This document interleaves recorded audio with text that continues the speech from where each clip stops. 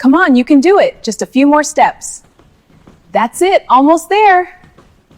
Gabriel Rowan came home 3 hours early from Singapore and heard his children screaming. Not the normal sounds of play or even tantrum, this was different. Pain. Real pain. He dropped his briefcase in the marble foyer and ran toward the sound, his $3,000 shoes echoing through the empty mansion. The screaming was coming from the twins' room upstairs. He took the stairs 3 at a time, heart hammering, and when he reached the door, he heard something that made his blood turn cold. His 6-year-old son Liam was crying, "Please, Isabella, it hurts. Please stop." Gabriel's hand froze on the doorknob. Isabella Cruz had been their maid for 8 years. She'd been there when the twins were born. She'd been there the night of the accident that killed his wife Meadow and left Arya and Liam paralyzed from the waist down. She'd been there through every nightmare, every hospital stay, every moment Gabriel himself couldn't bear to face. And now she was hurting them. He didn't open the door. Not yet. Something stopped him, maybe the tone in Liam's voice, maybe the way Isabella responded, in that soft, firm way she had. 5 more, mi amor.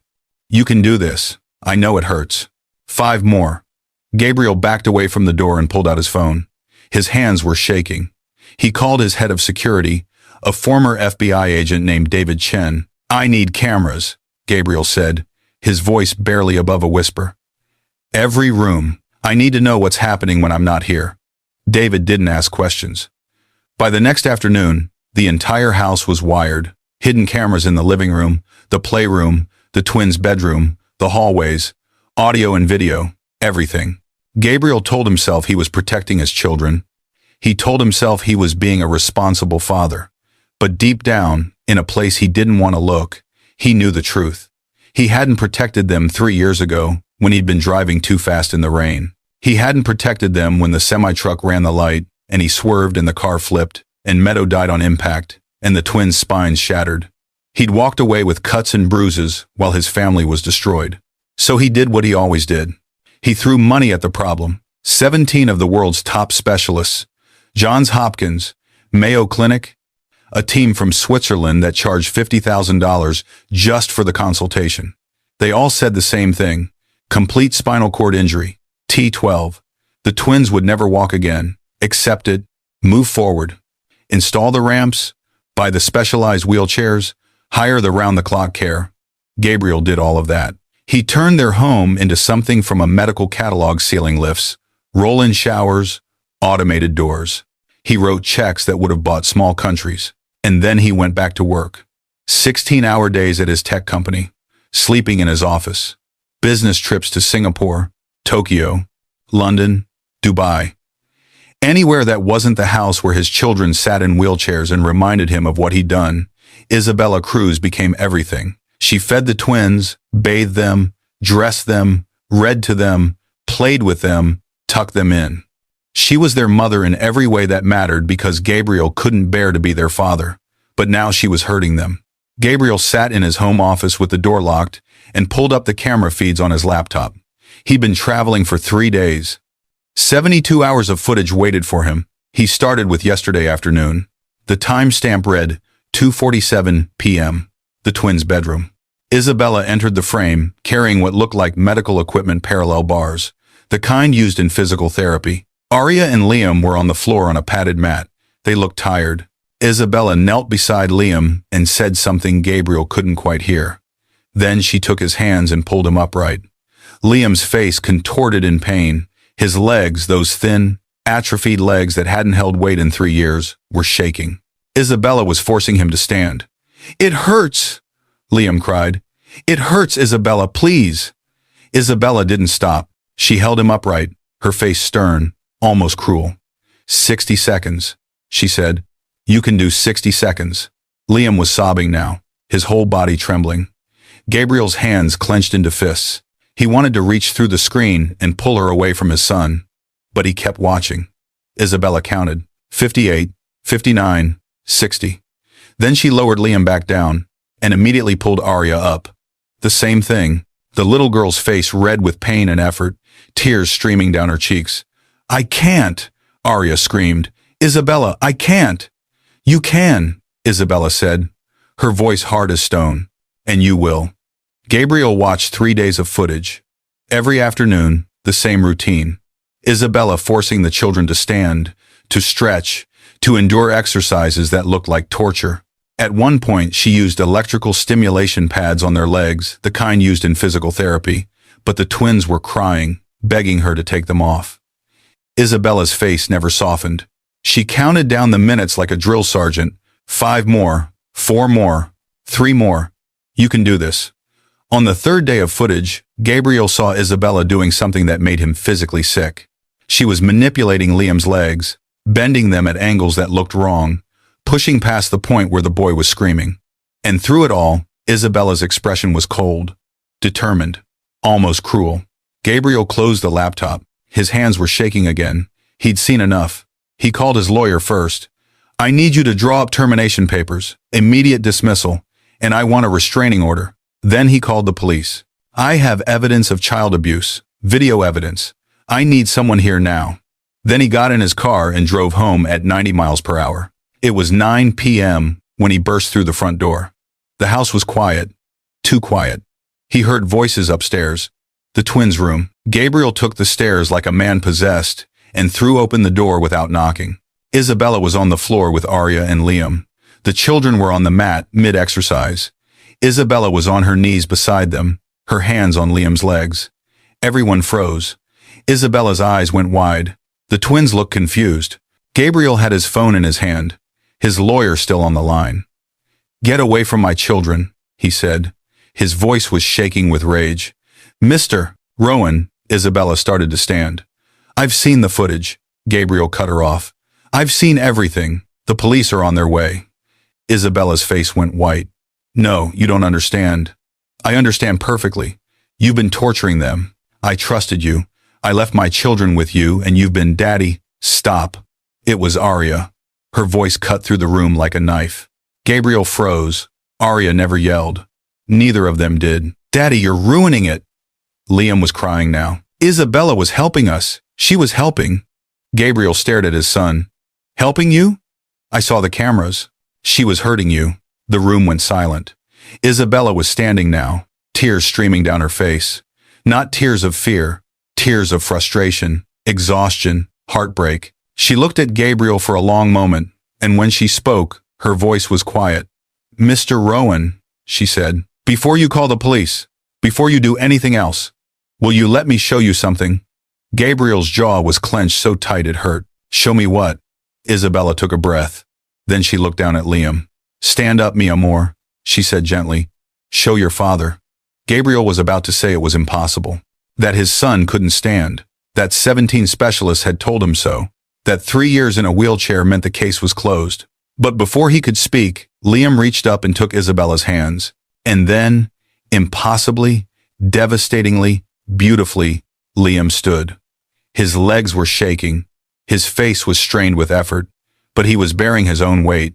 Isabella was only holding his hands for balance, nothing more. Gabriel's phone slipped from his fingers and hit the floor. Now walk, Isabella whispered, and Liam took a step, then another, then another. 3 steps across the room before his legs gave out and Isabella caught him. Gabriel couldn't breathe. He couldn't move. He couldn't process what he was seeing. Arya was bouncing in her wheelchair. My turn. My turn. I want to show him too. Isabella helped Arya onto the mat. The little girl couldn't walk yet. She wasn't as far along as her brother. But when Isabella guided her through the standing exercise, Arya held herself upright for 30 seconds. No support, just her own legs, bearing her own weight. The same legs that 17 specialists said would never work again. Gabriel collapsed into the chair by the door. He couldn't speak. Isabella sat down beside him. Her hands were shaking. I need to tell you something, she said quietly, and you need to listen. So Gabriel listened. Isabella told him about Noah, her son, back in Guatemala. Born with cerebral palsy 25 years ago in a village with no specialists, no equipment, no hope. The doctors there said he'd never walk, never talk, never have a life. But Isabella didn't accept that. She couldn't. She was 19 years old with a baby who couldn't move, and a village full of people telling her to give up. So she didn't give up. She took buses 4 hours each way to a city library and read medical textbooks.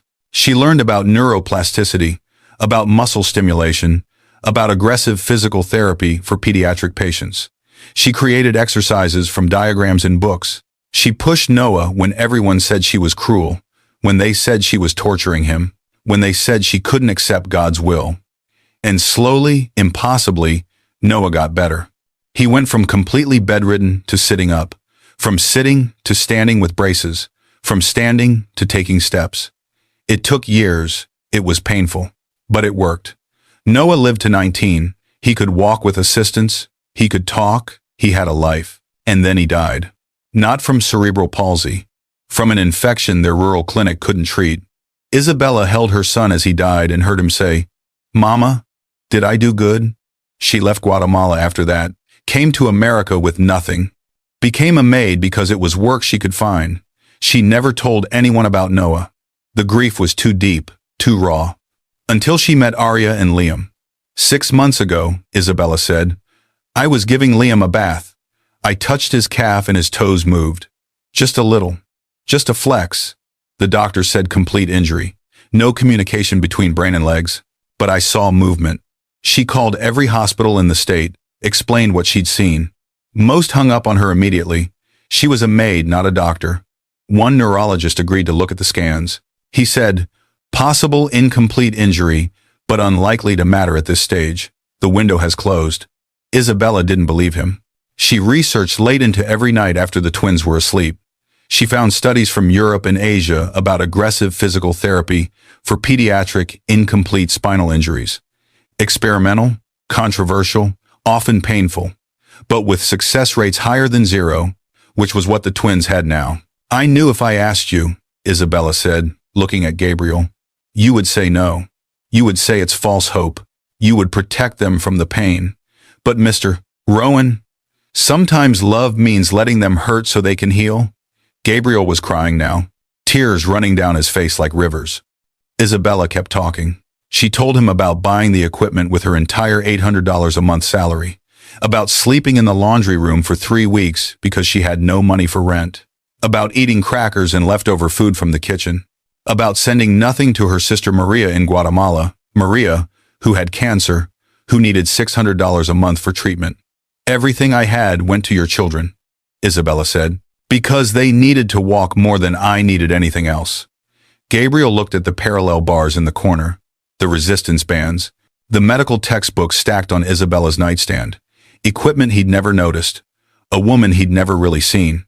Why didn't you tell me? His voice broke. Isabella was quiet for a moment. Then she said, you were never here, Mr. Rowan. That hit harder than anything. Gabriel looked at his children. Arya had fallen asleep on the mat, exhausted from the effort of standing. Liam was watching his father with eyes that were too old for 6. The doctors said we'd never walk, Liam said quietly. But Isabella said they were wrong. And Daddy, she was right. Gabriel couldn't speak. He just pulled his son into his arms and held him. Held him the way he should have been holding him for 3 years. The police arrived 20 minutes later. Gabriel met them at the door and sent them away. Then he went back upstairs and sat with Isabella and his children until the twins fell asleep. I'm sorry, he whispered. I'm so sorry. Isabella just nodded. She was too tired to speak. But something in her eyes had changed, like a weight had been lifted, or maybe like she'd finally been seen. Gabriel didn't sleep that night. He sat in the twins' room long after Isabella left, watching Arya and Liam breathe in their beds. The same beds he'd avoided looking at for 3 years. The same room he'd stopped entering because it hurt too much to see the wheelchair ramps and the lift system and all the evidence of what he'd done to them. Now he couldn't stop staring. At their legs, at the muscles Isabella had been rebuilding while he was in Singapore and Tokyo and anywhere else that let him run from his guilt. Around 3 a.m., he finally went downstairs and opened his laptop. The camera footage was still there, but this time, when he watched it, he saw something completely different. He saw Isabella arrive at 6 a.m. every morning, an hour before she was supposed to, so she could help the twins with their morning routine before the day nurse arrived. He saw her reading medical journals on her phone during her lunch break. He saw her massaging their legs every single night after they fell asleep, working the atrophied muscles with a tenderness that made Gabriel's chest ache. He saw her crying. Alone in the laundry room at midnight, her face buried in her hands, sobbing so hard her shoulders shook. And then he saw her wipe her tears, stand up, and go back to reading another research paper on pediatric spinal rehabilitation. Gabriel scrolled back through weeks of footage. Months. There, 6 months ago. The first time Isabella tried the therapy, she was so gentle, so careful, explaining everything to the twins in that soft voice. "We're going to try something new, Miss Amores. It might hurt a little, but I think it can help." Liam had been scared. "Will it make us walk again?" Isabella had paused. Gabriel could see her choosing her words carefully. "I don't know, mi amor, but I know what happens if we don't try. Nothing. Nothing happens. And I think you deserve more than nothing." That was 6 months ago, and Gabriel hadn't known, hadn't noticed, hadn't asked. He closed the laptop and sat in the dark. The house was silent except for the hum of the refrigerator and the distant sound of traffic on the highway. This house had never felt more empty. His phone buzzed. A text from his assistant. Reminder. Board meeting 9 a.m. Tokyo trip rescheduled for Thursday. Car picking you up at 6. Gabriel stared at the message. Tokyo. Another trip. Another escape. He deleted the text and called his assistant. "Cancel Tokyo," he said. "Cancel everything for the next 3 months." There was a pause. "Sir, everything? But the merger." "I said everything. Promote Stephen to acting CEO. He can handle it." "Mr. Rowan, are you sure?" I'm sure. Clear my calendar. All of it." He hung up. For the first time in 3 years, Gabriel Rowan was staying home. The next morning, he was in the kitchen making breakfast when Isabella arrived. She stopped in the doorway, clearly surprised to see him. Gabriel was never home at 7 a.m. He was usually halfway to the office by now. "Mr. Rowan," she said carefully. "I didn't expect I want to help," Gabriel said. The words came out wrong, too abrupt. He tried again. "With the therapy. I want to be there. I want to learn." Isabella just looked at him. Her face was unreadable. "The twins do their exercises at 2 p.m., she said finally. "Every day. It takes 2 hours. I'll be there." Isabella nodded once, then went upstairs to wake the children. Gabriel stood in the kitchen with a spatula in his hand, and a pan of eggs he'd somehow burned while talking, and realized he didn't know his own children's morning routine. Didn't know what they ate for breakfast, or what time they woke up, or whether they still had nightmares about the accident. He'd hired people to know those things. He'd written checks and assumed that was enough. At 2 p.m., Gabriel knocked on the twins' bedroom door. Isabella opened it. She'd set up the parallel bars in the center of the room. The twins were on the mat in their therapy clothes, loose shorts and t-shirts. They looked nervous. "Daddy's going to watch today," Isabella told them gently. Aria's face lit up. "Really? You're going to see us?" Gabriel's throat tightened. When was the last time his daughter had been excited to see him? "I'm going to do more than watch," he said. "I'm going to help, if that's okay with Isabella." Isabella studied him for a long moment. Then she nodded. "Liam first. We start with stretches." Gabriel watched as Isabella guided Liam through the routine. It looked nothing like the torture he'd seen on the camera. Yes, it was painful. Yes, Liam grimaced and sometimes cried out. But Isabella was constantly checking in, constantly explaining, constantly encouraging. "Good, mi amor. I know it hurts. That means the muscles are waking up. Just a little more. You're so strong. You're doing so good." And Liam trusted her, completely, even through the pain. When it was time for the standing exercise, Isabella looked at Gabriel. "Come here. I'll show you how to support him." Gabriel knelt beside his son. Isabella positioned his hands. "Here and here. You're not holding him up. You're just giving him something to balance against. He has to use his own muscles. That's the only way they get stronger." Liam took Gabriel's hands. His small fingers wrapped around his father's, and Gabriel felt the tremor in them, the effort, the fear. "I've got you," Gabriel whispered. "I'm right here." Liam looked up at him with those wide blue eyes, Meadow's eyes, and said, "Don't let go, Daddy." "I won't. I promise." Isabella counted. 60 seconds. "Starting now." Liam pulled himself up. His legs shook violently. His face turned red with effort. Gabriel could feel every muscle in the boy's body straining. At 30 seconds, Liam started crying. "I can't, Daddy, I can't." Every instinct in Gabriel screamed to lower him down, to stop the pain, to protect him. But Isabella's voice was steady. "Yes, you can, Liam. 30 more. Your daddy's right there. Show him how strong you are." Gabriel blinked back tears. You can do this, buddy. I know you can. Liam took a shaking breath and held on. 40 seconds. 50. 60. When Isabella said time, Gabriel lowered his son down and Liam collapsed into his arms, sobbing. Not from pain, from exhaustion, from relief, from pride. I did it, Liam whispered. Daddy, I did a whole minute. You did a whole minute, Gabriel repeated, holding him close. You were so brave. Arya went next. She wasn't as strong as Liam yet, but she made it to 45 seconds before her legs gave out. Gabriel caught her the same way he'd caught her brother, and she buried her face in his shoulder. Did you see, Daddy? Did you see me stand? I saw you, sweetheart. I saw you. After the exercises, Isabella showed Gabriel the massage routine. How to work the muscles, where to apply pressure, how to tell the difference between good pain and bad pain. You do this every night? Gabriel asked. Every night. While they sleep, it helps prevent the muscles from tightening up. Gabriel looked at Isabella, really looked at her for the first time in years. She was 52, but looked older, exhausted. Her hands were rough from work. There were dark circles under her eyes. This woman had been saving his children while he ran away from them. How much of your salary have you spent on this? He asked quietly. Isabella hesitated. Mr. Rowan, please, I need to know. She was quiet for a long moment. Then she said, all of it. All of it. I have a bed. I have food from your kitchen. I don't need anything else. Your children needed to walk. That was more important. Gabriel's hands were shaking again. You have a sister. In Guatemala. She's sick. Isabella's eyes went wide. How did you? I know everything about everyone who works in this house. It's in your file. Maria, stage 3 cancer. You've been sending her money for treatment. Isabella's face crumpled. She looked away, trying to hide it. I stopped. 6 months ago, when I started buying the equipment, I told her, her voice broke.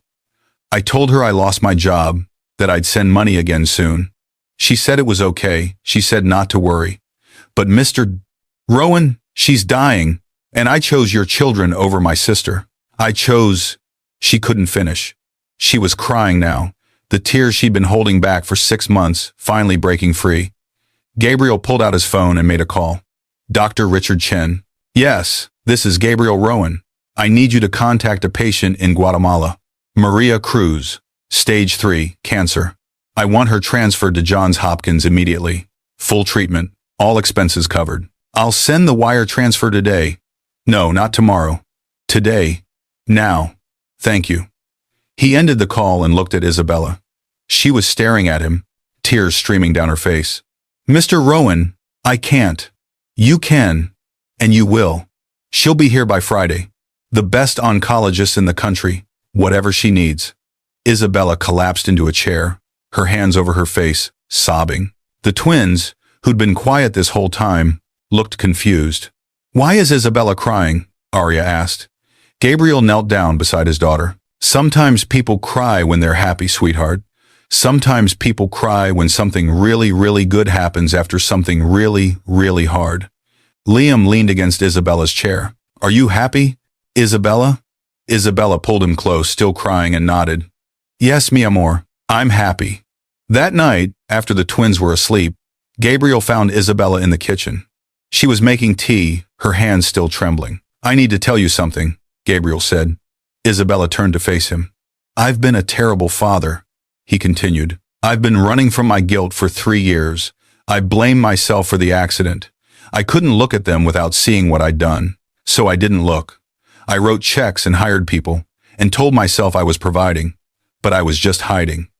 He took a breath. You've been their mother. In every way that matters, you've given them everything I should have given them. Love, time, hope, and I can never repay that. Mr. Rowan, I'm not finished. Tomorrow morning, we're going to see my lawyers. I'm setting up a trust for you. Enough that you never have to work again unless you want to. Your sister's treatment is covered for life, and I'm creating a foundation in your son's name. Noah Cruz Foundation for Pediatric Spinal Rehabilitation. You'll run it. Salary of $200,000 a year. We'll fund research, help other families, make sure no one else gets told their child will never walk when there's still hope. Isabella was crying again. I didn't do this for money. I know. That's exactly why you deserve it. You did this for love. And love like that, Gabriel's voice broke. Love like that is the most valuable thing in the world. Isabella set down her tea and looked at him. What are you going to do, Mr. Rowan? I'm going to be their father, Gabriel said. I'm going to be here, every day, every therapy session, every bedtime story, every moment I've missed. I'm going to stop running. Isabella smiled then, a real smile. They'll like that, she said softly. They've missed you. Gabriel nodded. I've missed them too. I didn't know how to come back.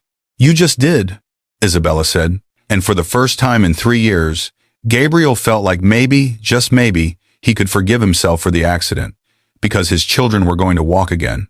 And this time, he was going to be there to see it. Have you ever had someone believe in you when everyone else gave up? Drop a comment and tell us your story. We love hearing from you. And if you're not subscribed yet, hit that button because this story is just getting started. The next morning, Gabriel was up before the sun. He made breakfast, actual breakfast, not the kind assistants picked up from the cafe downstairs at his office. Pancakes, scrambled eggs, fresh fruit. He was standing at the stove when Isabella came down at 6 a.m. and stopped dead in the doorway. Mr. Rowan, I want to learn their routine, Gabriel said, flipping a pancake. Everything. What they eat, how they like their eggs, what makes them laugh in the morning. I don't know any of it, Isabella. And that needs to change. Isabella set down her bag slowly. Liam likes his pancakes with peanut butter, not syrup. Arya won't eat eggs unless they have cheese. And they both love when you make funny voices. Gabriel looked at her. Funny voices? When you read to them. You used to do character voices, different accents. They would laugh so hard. Isabella's voice was quiet. They haven't heard those voices in 3 years. Gabriel's throat tightened. He'd forgotten. He'd forgotten everything about being their father. When the twins came down at 7:30, they stopped at the bottom of the stairs and stared. Daddy, Arya said uncertainly. What are you doing? Making you breakfast. Gabriel brought 2 plates to the table. Pancakes with peanut butter for Liam, cheesy eggs for Arya. The twins looked at each other, then at Isabella, like they needed confirmation this was real. Your father wants to spend more time with you, Isabella said gently. He's going to be home more. Liam wheeled himself to the table slowly. Are you sick, Daddy? The question hit Gabriel like a punch. No, buddy. I'm not sick. Then why are you home? Liam's voice was small, careful, like he was afraid to hope. Gabriel knelt down so he was eye level with his son. Because I should have been home a long time ago. And I'm sorry I wasn't. Arya was crying, silent tears running down her 6-year-old face. Sweetheart, what's wrong? Gabriel moved to her. I thought you didn't want to be here, Arya whispered.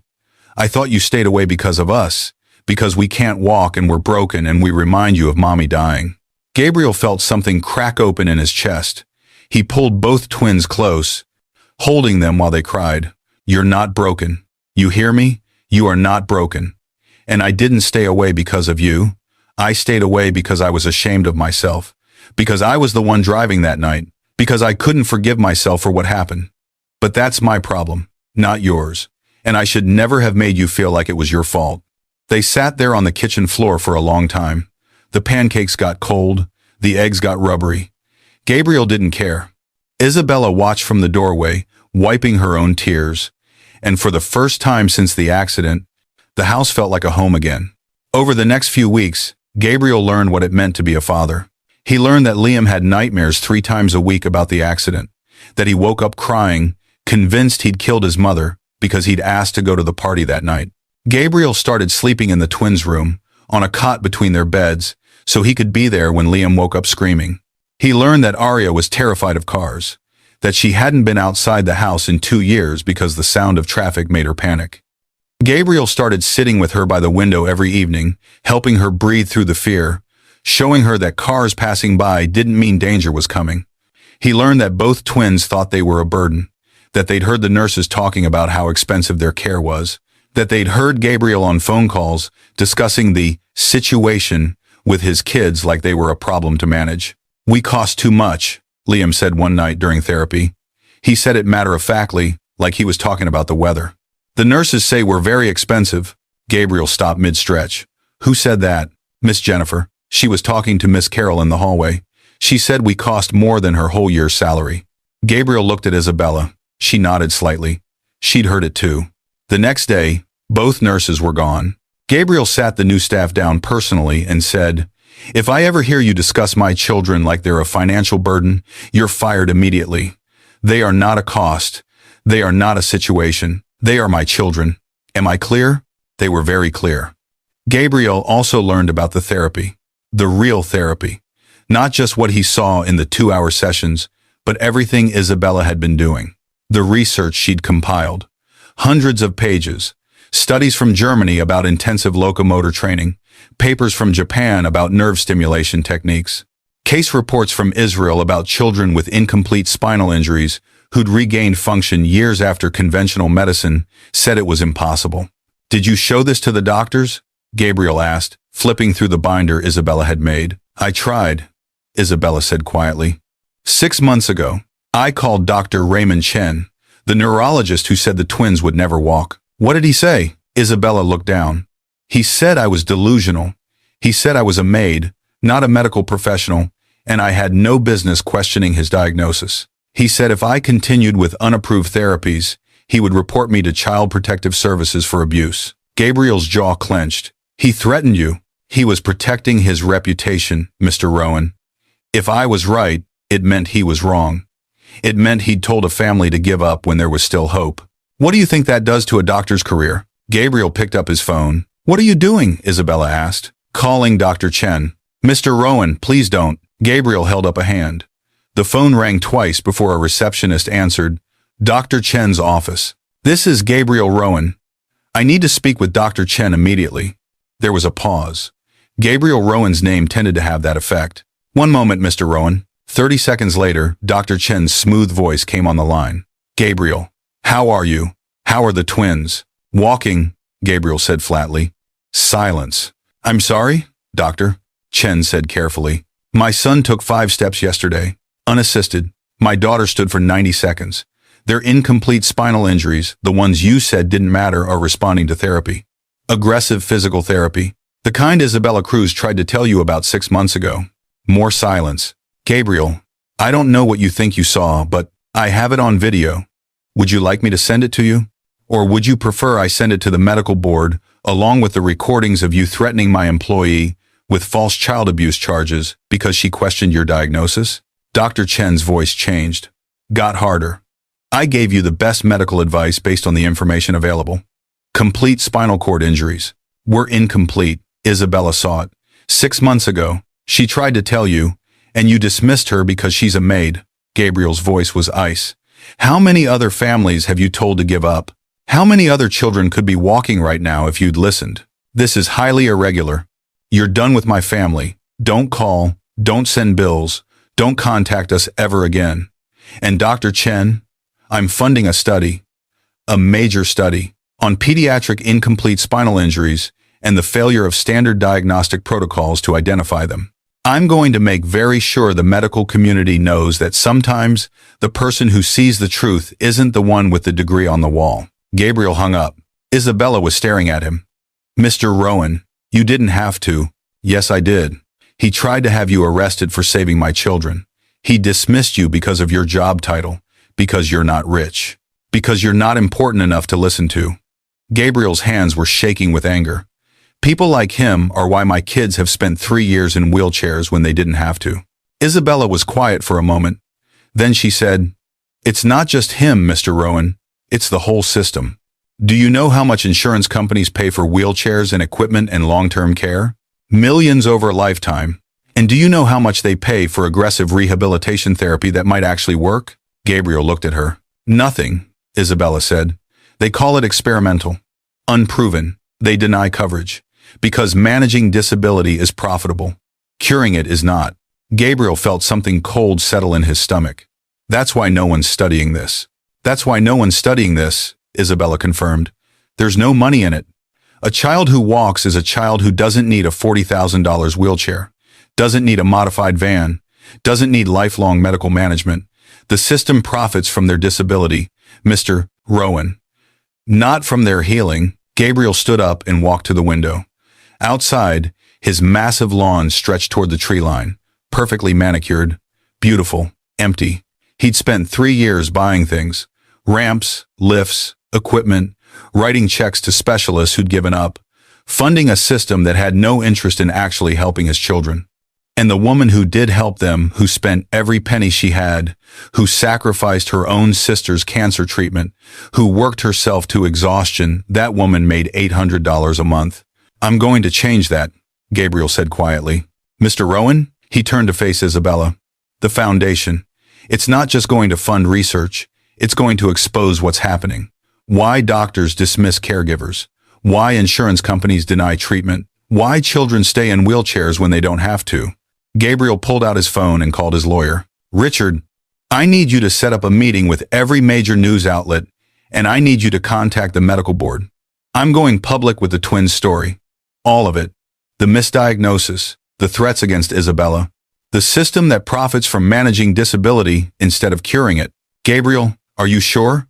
Once this is out there, I'm sure.